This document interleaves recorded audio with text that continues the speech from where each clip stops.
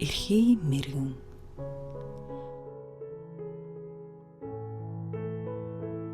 Эрт үрд цагт энэ дэлхийд 7 нар гараад ган гачиг болоод газрын хөрс улайдаад ус мөрөн ширгээд урган мал мод хатаад амтэн хүн халууцаад адуу мал харангатаад байд суухын аргагүй болж гинэ. Тэгтэл тэр нутагт эрхий мэргэн гэдэг харцнаа харавдаг, харавснаа ондог, хавтгай мэргэн харваач байж гин. Огторгуйд гарсан олон нарыг чи онож харваад устгаад өгөөч гэж олон амтэн түнд очиж гуйж гин. Эрийн эр төрсөн эрхий мэргэн харваач, эрхийдээ эрчимтэй, элхэндээ сүстэй, залуу настай, халуун цустай хүн болохоор мэргэн харавдагтаа ирдэж 7 нарыг би 7 сумаар нэгээр харбаад онож устгаж чадахгүй бол эрхий хуруугаан огтлоод эр хүнээн байгаад хар ус уухгүй, хаг дүүс идэхгүй амтан болоод харанхуй нүхэнд амьдрна гэж хамаалтаж андгай хийж гинэ. Тэгээд дорондоос өрнөд хүртэл огторгуйд цуварсан 7 нарыг зүүнээс нь харваад эхэлж гин. 6 сумаар 6 нарыг устгаад 7 дахь нарыг харахаар шагааж нумаа татаж сумаа шившиж байтал нь хараацаа шүү хооронд дурнорж халахалсанд харваад орхисон чинь хараацайн сүлийг сэт онсон учраас хараацайн сүл 2 салаа болчихсон гин.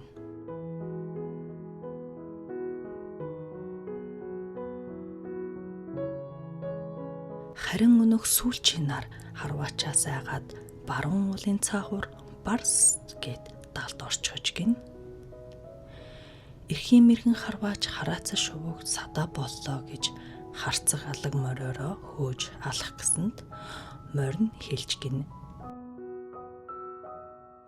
Харуу бүрийгээс харуу бүрий хүртэл хөөгөөд хараацаа шувууг би гүйцэхгүй бол хөл мөчийн огтлоод хөдөө газар хаяарай намайг би эмээлт морин байгаад инхэл тунхал газар амьдрах болно гэж ам тангаргаан өгчээ.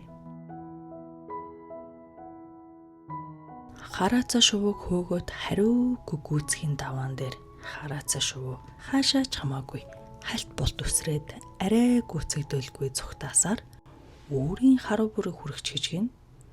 Эрхий мэргэн уурлаад харцаг алга морныхоо урд 2 хөлийг огтлоод хөдөө газар хайчихсан чинь алга дааг болчож гинэ. Алга даагны урд 2 хөл богино байдгийн учир тэр гин. Бас хараацаа шувуу харуу бүрийгээр мортой хүний урдуур хавуур эрен торн нэстгэн намайг гүцүү гэж дооглон бултан нэстгэн тэр гин. Эрхий мэргэн өөрөө эр хүний ам тангаргийн осороо эрхий хуруугаа огтолж хаяад эр хүнээн байгаад хар ус уудаггүй, хагад ус иддэггүй таруух болоод харанхуй нүхэнд амьдардаг болсон гин. Тарууны хөлийн сарвуу 4 байдаг үүнээс үүдэлтэй гинэ. Бас эрхий мэргэн харваач таруу болсноо мартаад орой өглөөний нарнаар отож байж нарыг харвана гэж өглөө орой нарнаар нүхнээсээ гардаг учир нь тэр гинэ. Тарууганд хүн мах гэж хүн идэж болдоггүй мах байдаг нь эрхий мэргэний мах учраас тэр гин шүү. Мөн энэ дэлхийд үлдсэн ганц нар эрхий мэргнээс айгаад уулын цагуур орчихсон учраас өдөршөн ээлжилдэг болсон гинэ.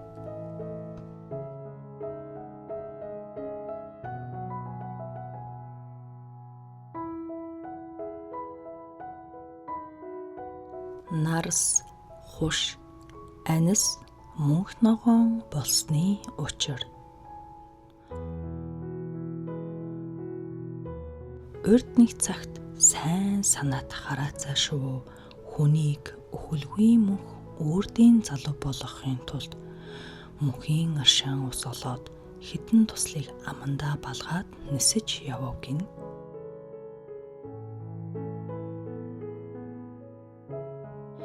Гэтэл хорт муу санаатай хидгэн үүнийг нь мэдээд хараацайг нисэн явах зуурт нь час хийтэл хатгаж орхижээ. Хараацаа шувуу өвдгийн ирэхээр дуу тавин явуулаад амандах мөнхийн уцаа асгаж орхисон. Тэр нь нарс, хуш, анс гурав дээр туссан учраас энэ гурван ургамал мөнх ногоон шүлмөөс навчтай болсон гин.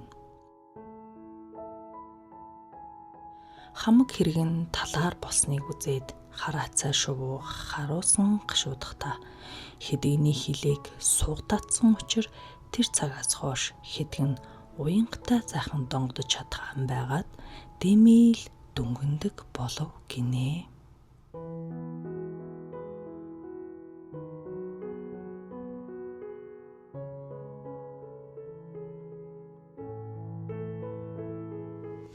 Тэмээ Буг 2.